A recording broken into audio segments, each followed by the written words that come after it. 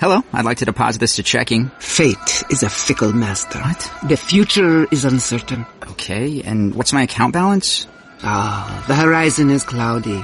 I see a long, treacherous voyage filled with great peril. Look, can I just get a deposit slip or something? A fortune bank teller. Surprising. What's not surprising? How much you could save by switching to Geico.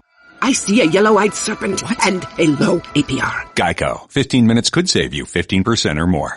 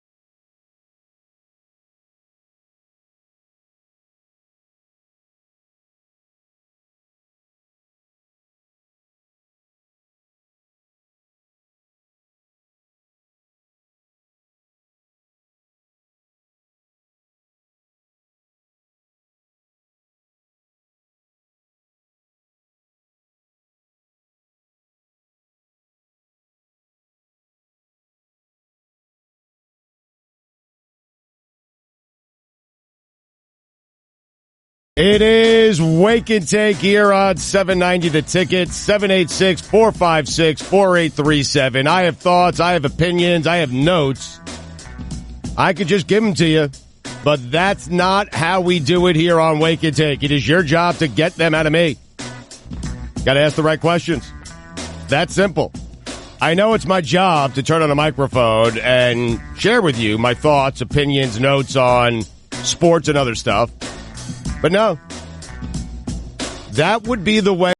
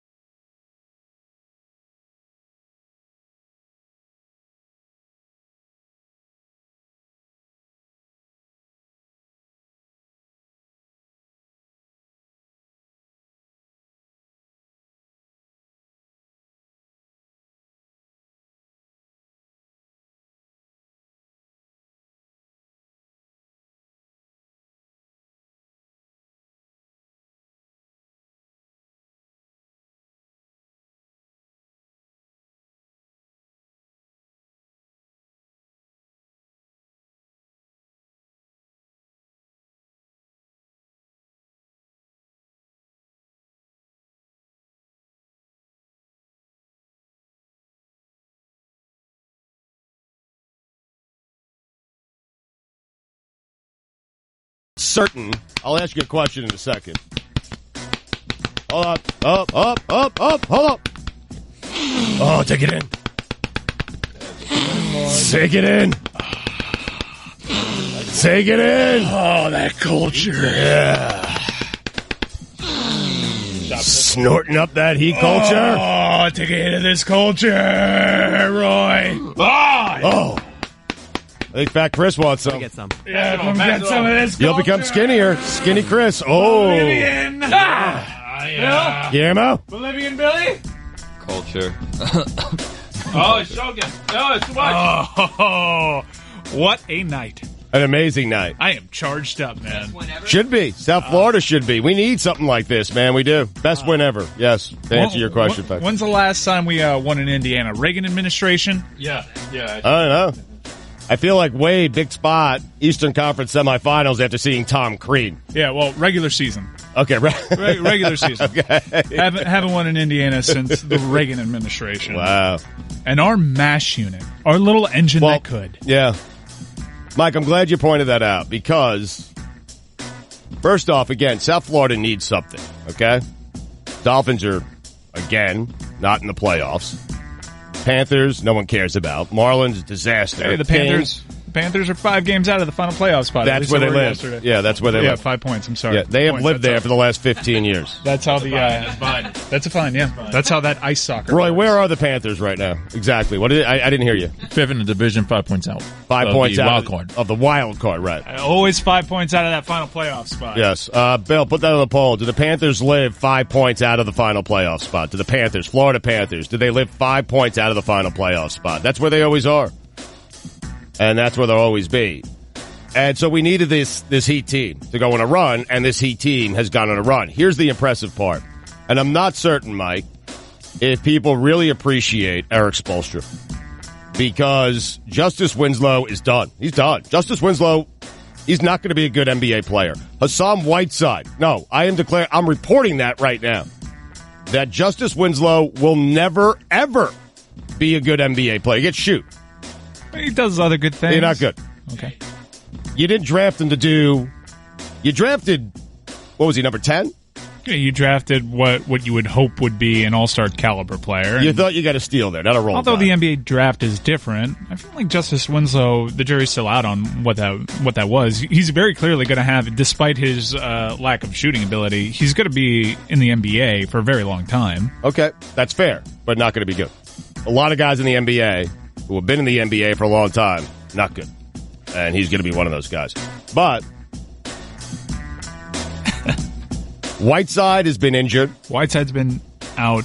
Johnson's been in and out. In and out. Barely more out than in. Waiters, and they're beefing a little bit about how to handle the ankle. He's been out. That guy. But Dragic has been in and out a little bit. Tyler Johnson in and out. And to be sitting here at 24-17, 6-game winning streak against some decent teams. Just 3, what is it, 2.5 now behind the Cavaliers? 2.5 back. Hey, listen to me. I want people to appreciate Eric Spoelstra down here. Whiteside, injured. Dragic, in and out. Johnson, in and out. Waiters, in and out. And this guy is 2.5 games behind LeBron James, Kevin Love, and the Cavaliers. It's a great job by Spoelstra. Do you think people appreciate him? No. And you can really appreciate him. And I don't know if this is a Dion Waiters thing, if he thinks that maybe Dion playing hero ball is better than what he can draw up. Because he did the same stuff with Dwayne, although Dwayne's a lot better than Dion. But the late game execution, the ball movement, the plays that are being drawn up to win games. Yes. It's been a pleasure to watch this basketball team lately. It's been beautiful basketball. And he's experimenting with all sorts of different things. You're having an effective lineup of Hassan Whiteside playing next to Bam Adebayo, who is a player. Oh, he's a player. He may be more than just a player. He may be an out-and-out beast, Bam Adebayo. It's looking like he's a beast. It is. You're right. There are times where he looks like he's going to be a beast. You're getting Hassan Whiteside to pass a little bit more. He's at least doing the give and go stuff a little bit better, even though his screens, that's another thing. We don't need to get into that now. He had 1 assist last night, and let me tell you, Mike is right. That's getting Hassan Whiteside to pass a little bit more. He had 1 assist last night. Hassan, historically, you hand him the ball at the top of the key, he might turn around and take a shot, or he'll try to back somebody down. Yeah, he'll do the handoff thing occasionally. He'll set the soft screen occasionally. But I feel like doing that a little bit more. Yeah. I feel like maybe he's feeling a little bit of heat from Bam Adebayo. But look, man, he's experimenting. That KO deal is not a joke. No. In fact, it's actually been a pretty good deal. One of the better contracts in the NBA, I think. Locking up Josh Richardson for 4 years, $42 million. He's been great. Seems pretty brilliant. He had an incredible December. this is fun. It is fun. This is fun. And the thing about these injuries, yes, they've had to overcome a lot. But all these guys, the best player on this team, some would say Dragic, Whiteside, but everybody else, pretty similar. Yeah. So when these guys go in and out, they're so deep that they can afford to play without Rodney Magruder for an entire season, play without Okaro White because they got guys. Derek Jones Jr. would have picked up. As excited as you are, we still haven't seen this team together at full strength for an entire season. Still haven't seen it. I'd like to see what that looks like. I'd like to see them all healthy for 82 games. What that would result in. I really would, man. But this is fun. At South Florida needed it. Who is Derek Jones Jr.? I never heard of him until 2 nights ago. Slam dunk runner-up, was with Phoenix, and like that guy's a crazy athlete. He is so quick on the floor. Not the greatest basketball IQ, but hopefully within this organization and buys into the culture, that can get a little bit better. Hell, Josh Richardson's got pretty low basketball IQ. And yesterday he was making some Josh Richardson plays. Last 2 games haven't been great for Jay Rich. Right. It was okay last night. But your point about... It was 5-9 last night. Your point about a full season with this squad. Yeah. Last 82 games. With the injuries that they've had, they're 54-28. It's amazing. That's a full season sample. Amazing. I hope South Florida understands. Mike, say that again. Give us the record again. Over their last 82 games, the Miami Heat are 54-28. I hope South Florida respects that guy because that's pretty incredible. To go 54-28 with Hassan Whiteside essentially being your best player, that's some coaching right there. I'm sorry, it is. 54. I want Heat fans to absorb that. Snort it. Snort it.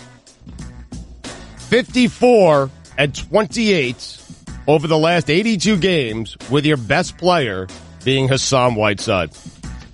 Snort that, Mike. Pure Bolivian culture.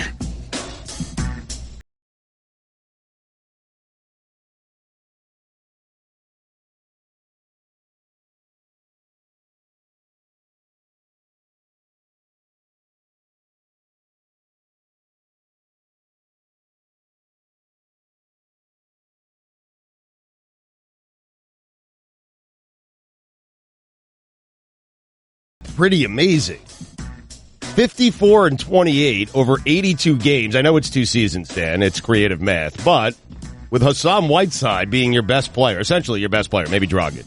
It's pretty good, man. Well, I would say to you that their coach and their culture are really good, and they are maxing out what they can from a team with no all-stars. They're a creative way of getting to what the Celtics have been in the first round all these years with Isaiah Thomas. Like Brad Stevens has done the same thing with the Celtics. It's the same thing. Eric Spoelstra's a really good coach, but that can only get you so far.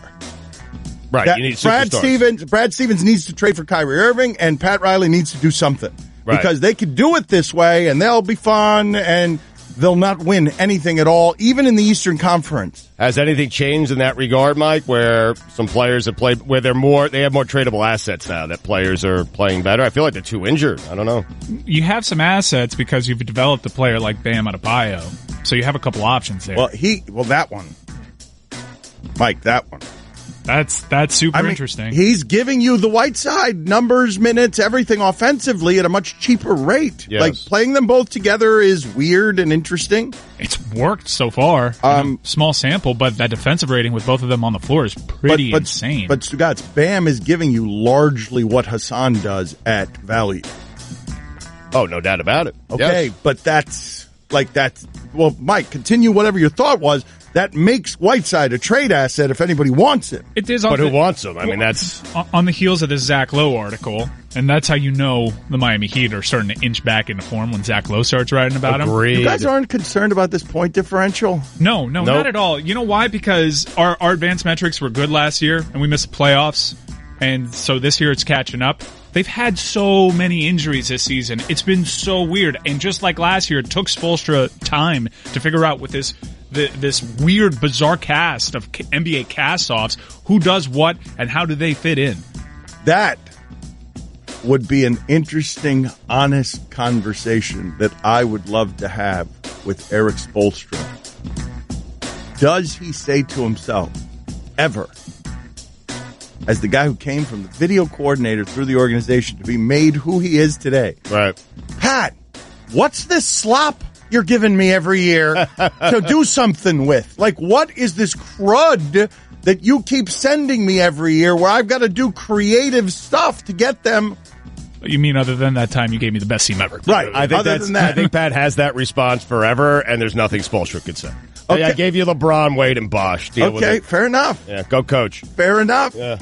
It is an argument ender, but do you Forever. ever? But do you wonder if it creeps in and then Spoelstra says to himself, like, let's say Spoelstra one day, Pat pissed him off because Pat's the boss, still the boss, and Pat is, I think, and it was a lovely thing. It was a lovely thing he did for his wife. I couldn't believe that he did it.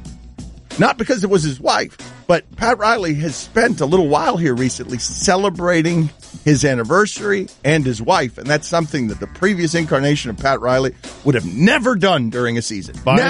Never done. His wife must be so grateful and think it the most romantic gesture ever, because that is a changed human being who does that thing during a basketball season. Finding some balance. Not sure I like it, but But so the organization has become Spoelstra's somewhat in that respect, right? It'll always be Pat's as long as he's there. Mickey and everyone feeds that. But Spoelstra's the guy now and has been for a good amount of time. And I wonder if he thinks to himself, yeah, you got me the best team ever, and thank you for that. But what you're making me do these last few seasons is make chicken salad out of chicken bleep. I have no doubt that he thinks it.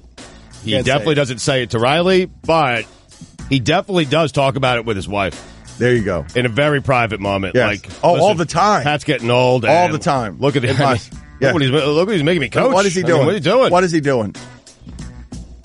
Do you guys believe that's happening or no? Yeah.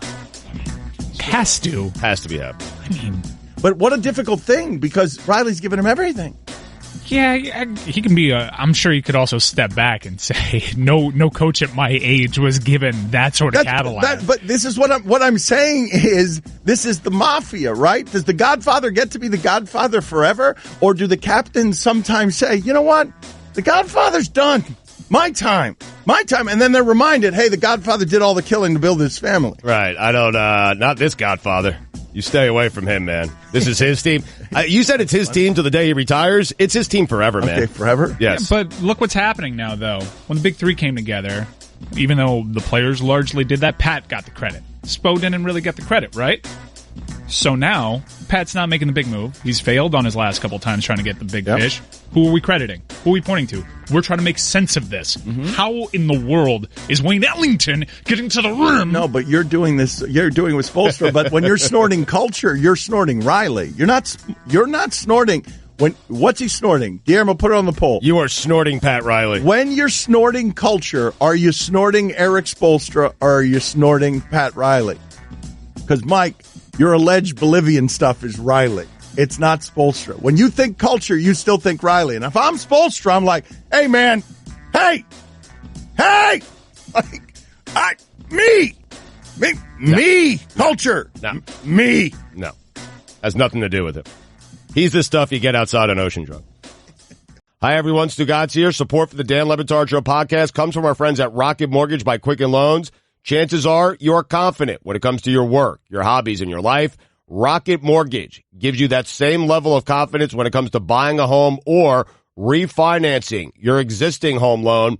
With Rocket Mortgage, you can apply simply and understand fully so you can mortgage confidently. To get started, go to rocketmortgage.com/Stugotz, STUGOTZ, equal housing lender, licensed in all 50 states, NMLSconsumeraccess.org number 3030. Dan Le Batard. Whiteside has told Ira Winderman, you're going to want to have a Heat jersey next season. Quote, that's all I'm going to say. Love that. Love it, man. What do you think he means by that? Stugotz. That's perfect right there. No, but that is perfect. What you just did is perfect. And you didn't even realize that you were doing it. That's what's great about you. I love that, man. I love it. I love it. Whiteside, you're the best. What do you mean? Huh? What's that mean? This is the Dan Le Batard Show with the Stugotz on the ticket.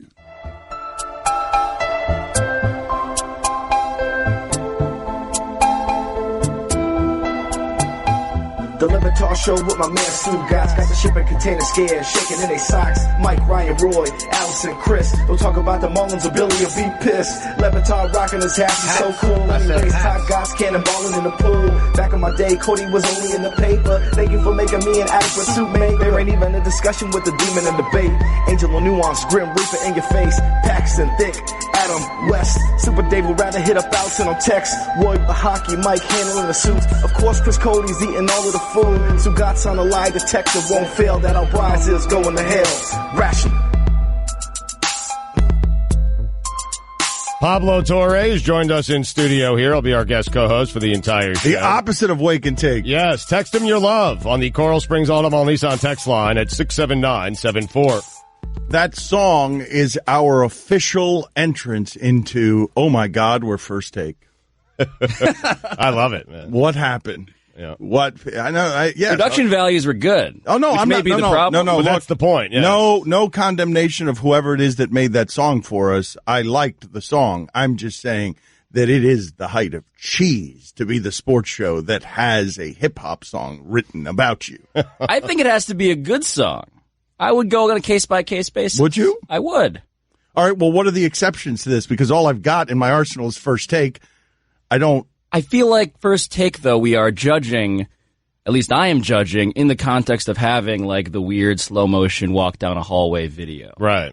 But I feel like there's a lot of cheese in that. Yeah, but we're a step from that. You're dangerously close, but there's a way to pull it off, and I feel like they are dangerously very much not. This isn't a new thing for our show. We've always had the hottest beats. Remember Mr. Mix? Dan Batard got the game on live. Dan's doing hot. The game on live. Dade County boys at the game on live. What's the matter, man? There's just no way to do that well. It's just, we are not hip hop. We are not cool. We are not. What the hell is that? Dan Batard, Stugotz. Stunned that Hawk's name was louder than everyone else's. I'm surprised he left hours in. Hawk and Hawk got the game on live. So Pablo Torre's in with us all show today. ESPN the magazine, faintly. There's an EKG beat that we can still diagnose if we look hard Where enough. am I saying you're from these days? From ESPN. Okay. All right. General ESPN personality, generic video Unassigned. game, generic video game ESPN personality. Flex position. Stugotz was sitting here during the break, and just so you guys know, Stugotz is becoming more and more self-aware, and that's great and awful and dangerous, and it threatens what our show is, but maybe it'll make it better. Probably not. Stugotz, during the break, is staring at the side of my face. I'm not listening to him. I've tuned him out. I have some like sort of compartment in my circuitry at this point that when Stugotz is droning hot takes at a time that we're not working, I put them like they enter my mind, but they're put in a way where I don't hear it very much. Right. Thank you. And during the break, he just says to me, I feel it on the side of me. I'm not listening to him. And he just says to me, Spoelstra should go to the Sixers. Yeah. And I could feel him, again, not see him, shaking his head and grinning maniacally, giving that take to the side of my face.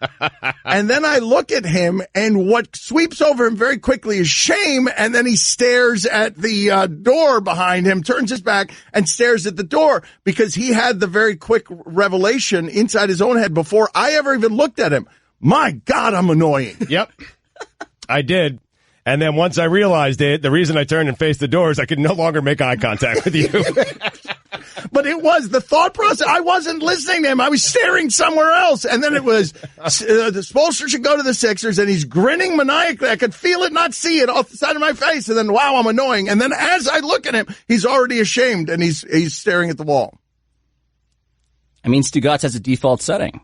It feels like Stugotz is trying to modify the default setting if he's catching himself in the mirror and not liking what he sees. Why the hell should Spoelstra go to the Sixers? Well, why not? I mean, this is Riley's team. It's going to be Riley's team forever. Even when Spoelstra wins championships, the credit always goes back to Pat Riley, and I think Spo deserves some credit. So why not go to Philadelphia? Better team.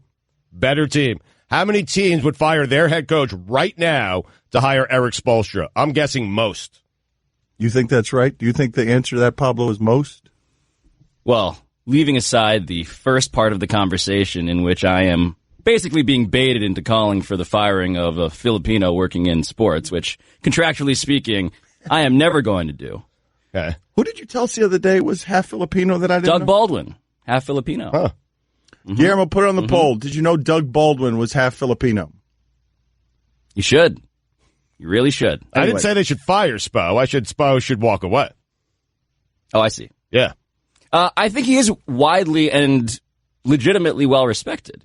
But I also think, are we taking this seriously? Because the Sixers aren't going to get rid of Brett Brown. Well, the part that I want to take seriously, I don't want to take seriously hypothetical permutations about where a coach is going to get and end up. The conversation I want to have is the idea of Pat Riley. This is his organization in every way. Eric Spoelstra, he knighted him, turned him from a video coordinator, gave him the best team any of us have seen, and let him win with it, made Eric Spoelstra. What if Eric Spoelstra is now fed up with Pat Riley running this organization because Pat Riley keeps giving him these players that are no longer stars, and he has to keep doing this creative, revolutionary tinkering with his team to get it better at three-pointers because he's just trying. It's rabbits, it's hats, it's nonsense. And what if Spo's thinking I made Pat Riley, not the other way around? Well, that can't be. Well, why? I mean, Spo did all the work with Dwayne Wade. Spo doesn't get nearly enough credit for any of this, man. Why is always available to Stugotz? Wait a minute, Guillermo, what do you mean? Guillermo, what do you mean that was a good point? What are you doing back there, Guillermo? It's a good point by him. What's a good point by him? Well, I feel like Spo's underappreciated in this organization. That's this whole culture business. That wasn't his point. His point was Spoelstra made Riley. I know, we're getting to that. I'm just saying, you combine all that with maybe Spoelstra's thinking, hey, Riley got too much credit. I did a lot of the work, too. Yeah. Who was watching that film? Who was breaking things down? Who was staying late in the gym while Riley was out sipping his cocktails? You know what I mean? Yep. Well, you know what? Actually, I feel you. Now that you mention it that way, I do wonder if Spoelstra does feel like in some way he has made Riley in Miami, because he was the guy with the relationship with Wade. He was the guy as the video coordinator that was giving him all the advanced stuff that kept him up to date. He was the guy who kept him young. He was Mike Ryan. He was Billy. He was the guy who kept the thing running. He's Roy and Chris and Allison. Look whose opinion has turned, huh? In Miami. Just in Miami. And maybe is all I'm willing to give you there. That some part of him, the deepest, darkest recesses, might think, hey, I don't get enough credit for carrying Riley around in Miami. And what are you doing with Brett Brown over there? Making him out to be Greg Popovich. Oh, the Sixers would never part ways with Brett Brown. Who cares about Brett Brown? Just to be clear, you guys are trying to ruin someone else's marriage by now using it as a metaphor for your own tortured marriage. That's right. Just wanted to be clear. Don Batard. Seriously, like how many times have I told you that it's perfectly okay to criticize somebody's behavior, but that calling people names is not the way to go? Stugotz. How many times have I told you I don't care? This is the Dan Le Batard Show with the Stugotz on the ticket. All right, there's another layer to this show. The show that we do away from this show is better than the show we do. This is true of Highly Questionable, and it's true of what's happening here. So, during the break, and I'm not even going to say anything about where this came from. I'm simply going to tell you that there was an impersonation done in the other room that was funny that I need to get on air. I need to get it on air. Can't wait. So I want to get it on air for Pablo and Stugotz. So here is the backstory. Yesterday we stumbled upon something that was just totally delightful. People in sports. And we didn't stumble into it yesterday. Monday, Stugotz came in with the observation that New Orleans Saints Michael Thomas, there is no way that guy is not good at sex. Impossible. So we were talking in sports about people who summoned that, and then Chris Cody blurted, Lance Stevenson is the worst. He thinks he's good, but he's not. And Jose Canseco is also that, and Gronk maybe, I'm not sure. But anyways. Just a jackhammer vibe from Gronk, but continue. Yes, jackhammer vibe, yes. We agree Kelsey is great at sex, right? See, Kelsey was the one that we were throwing around because we eventually ended up in a place where we were just celebrating really athletic black guys, and we're like, wait a minute. We can't start doing this. Where are the white guys who are also that give off that they're good at sex? We also decided that Julian Edelman is a night to remember. That's right. Yeah. Julian Edelman was a night to remember. I think, my common thread through all those people is hip dexterity, like hip fluidity. Those are the common things that you think Gronk about? doesn't seem to have, fluidity in the hips, although maybe I am speaking completely out of turn wait a minute. here. But Kelsey, Gronk's dances indicate jackhammer. Kelsey has some hip. I think that's fair analysis right there, actually. No, I don't think it's fair analysis because who in the sport has better hips than the kickers? Well, wait a minute. Wow. Are you guys saying that the kickers are not good at sex? Well, I don't think that you think of them as good at sex. You don't look at them. Maybe you should. I don't think you look at the Grammaticas and say, I'm not saying Mike whoa. Vanderjagt evokes sensual pleasure, but... That is what you're saying. But Graham Gano. Whoa. Ooh. Marquette King. Yeah. Okay, well. Yeah. Also, I think the common thread is a body issue for whatever reason. There's a body issue. There are a couple of categories. One is, are you black? That gets you a point. Right, it seems to, from what I can tell. The man V is a tell. Yeah.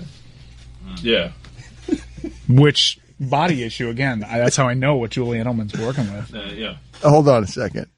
All of which leads me to an impersonation. Nameless, faceless. I don't even know who it is for sure, but I heard it in the studio during the break. According to my sources, this never happens. Sorry. Schefter would find that funny. You would, right? Schefter would find that funny, yes. Because it is truly a great impression. Well, Chris Cody Schefter, that was my Louis Riddick. Chris Cody can't believe that Adam Schefter has been doing it now for 27 years, did you say, Chris? Covering the NFL. 28, since 1990. Yes, covering. No, I meant having sex. Chris couldn't believe that Schefter's been having sex for 27 years is what I meant, not covering the NFL. Doing it. Could I have used a worse phrase? That Adam Schefter has been doing it for 27. I could have said have been at ESPN, has been working, has been covering football. I said doing it. Where is this story going? It feels like it's going directly to that point. He just wanted that. I just wanted the impersonation. I just wanted to figure out how. Really going anyway. I'm always trying to figure out, Pablo, how to get the better show on the air. They call me Leaky Faucet Tard because of that. I'm always trying to figure out, looking around, where in the room is the better thing that is happening than the thing that we're doing. And consistently, I go back there and they're doing something better than what we were doing. But it's also dirtier and they're all scared to do it. And that's the show I want to do. I see. Well, we had it happen yesterday during taping where I made some I'm still not comfortable with you making that joke on radio, let alone on television. No, but it wasn't a joke I was making. I wasn't making a joke on television. I made a mistake that could have been an improper joke. An interpretation of a non-joke. Right. And that we could have had some fun making fun of that we could have fallen down. Still not comfortable even more explicitly explaining what that might be, though. Okay. And I'd like to live in a space where we're all comfortable sort of doing the show that we do when we're with our friends talking at home. Not too comfortable, man. No? I don't think so. You guys don't think that the best version of the show is the one that sounds most like hanging out with us at a bar? You guys don't believe that? No, I do believe that. No, but not hanging out at a bar where you know there aren't going to be pictures taken or somebody's going to be cell phone. I completely agree that there is a way to defend the non-joke that was being interpreted as a joke that we left out of the show yesterday. I do believe that. I just don't think that that is going to go well when it's clipped out onto a headline. I'm now sounding like a very scared actor. Well, no, this is the place that infuriates me that too much of the media spends its time in, and it keeps us away from real honesty. The idea that you're always afraid of when's the angry mob going to come and get me. because you're seeing it now more than ever. But I just wish that we could do the show that we're just sitting around, bleeping around, saying whatever we want, cursing, talking the way that we talk. And if there are consequences that result in headlines, bleep them, man, because Howard Stern's never cared about that. Well, he cared about the cursing part. It's why he went to Sirius XM. No, but I'm saying, no, what I'm saying is he's never cared about, like, unless you're willing to get into trouble and sort of, I've been looking at everyone's faces. They're horrified. Yeah. They're terrified. I'm terrified. You're the only one who's not terrified. I'm kind of doing the show you want done anyway.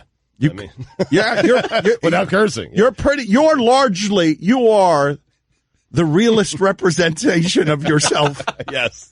You are of all the real things on this show, the realest is what Stugotz is. All of it.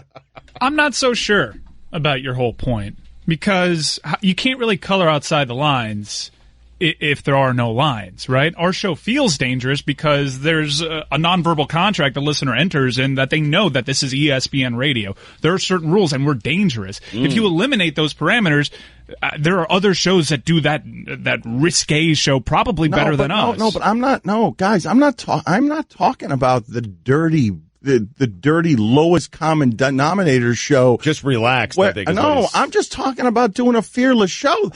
I don't believe among the people we've surrounded ourselves with that if I gave everybody total freedom of fear to do their show, I don't believe there's a one of us that would actually say or do anything that would be problematic to America. Oh, I agree with that. But I think part of the appeal of our show is that the listener thinks it could all end at any moment because it's that kind of dangerous. It could either way, though. But any show could, I guess. No, right? but our show could end at any moment. Fine. Yes, that's true. It may end today. No, yeah, something stupid might happen, and that's it. It's over. Like, Dan says this is non-joke. It will end today. No, never mind the non-joke. Stugotz the other day last week was going to make some sort of... That's another example of leaky faucet chart probably not...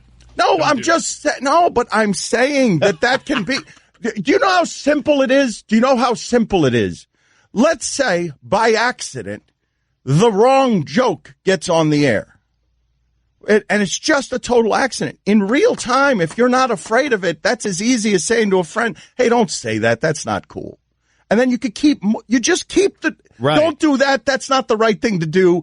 And then you could keep it in the line. But that's a private conversation with a friend. For the most part, this is a conversation you're talking about with a lot of people listening who would be offended and report it to someone. That's fine, but that's where you're doing an interesting show. Yeah. I understand what you're saying, though. You're saying that if you have, let's call it, and I risk being very highfalutin here, intellectual integrity about what you're saying. Let's be honest, act in good faith, not trying to deliberately, do the things that we actually don't want in society. Right. You don't want to push the boundaries in a way that, will be racist or homophobic or any of those. But, man, I may make some of those mistakes. I'm not going to make a lot of those mistakes. We're just being cruel to people as if they're lesser than. I'm not going to do a lot of that. Right. No, you think that there are things that we can accidentally make non-jokes about without being fired for it. I mean, there is a fair point.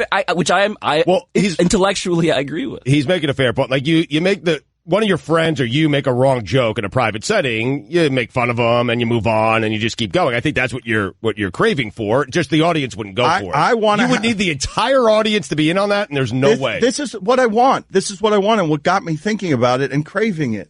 I want to have the conversation with Stan Van Gundy that I was having off the air. I want to have it with him on the air. Right. And I want to have the argument with him on the air between friends who respect each other and think something differently. And I want to and he can't have it because he's the president and coach of the Pistons. And I can't have it because you guys are telling me that's not something that we can really do, that we can't really be honest the way we are with our friends talking in private, where you ride your friends, you ride them.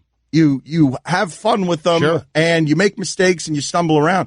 I think the best version of this show is the loosest version of this show, the most fearless version of the show, and I don't feel like we're there. And I'd like to be. Have we ever been there?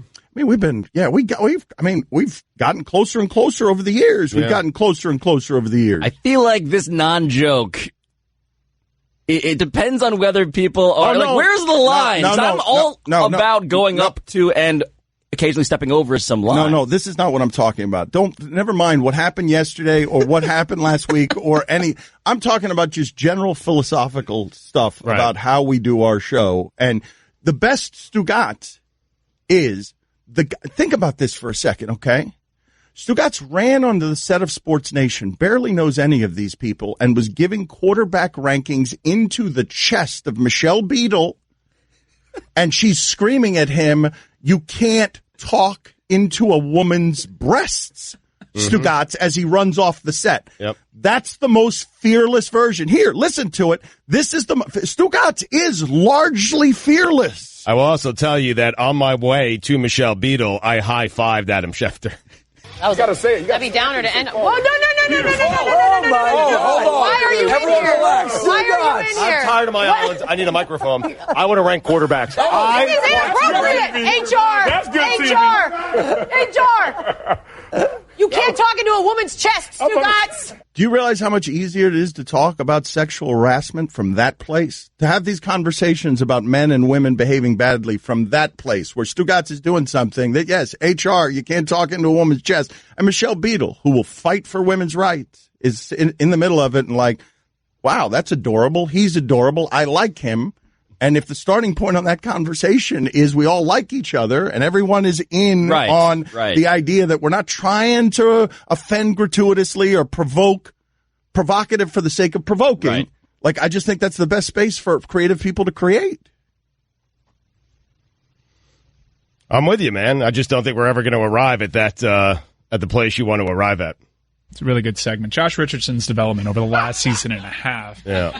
I know he had the slow start, but you look at the December numbers, and if he is that sort of player, you might have a perennial all-star on your hands, someone that might arguably be on the Kawhi trajectory, Dan. I'm with you, man. Team MVP. He's what Winslow was supposed to be. Winslow stinks. Thank you. I declare that he's done.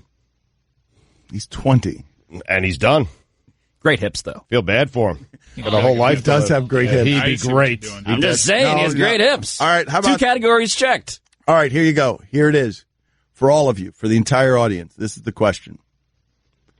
The best at sex in the history of South Florida sports, based on looking at him or her, is blank. Wow. Now, the thing that's dangerous about this... Jason Taylor.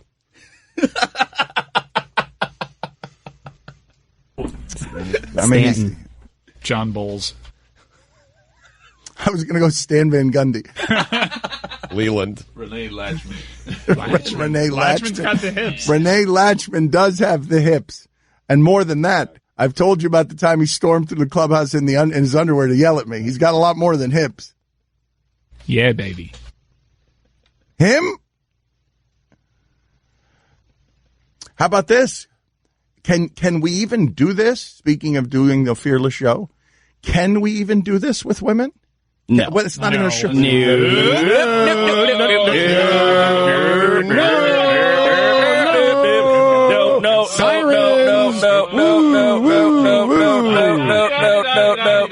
on. Thursday on ESPN. Rolling on. But seriously, you won't find a better two-way player on this team right now than Josh Richardson.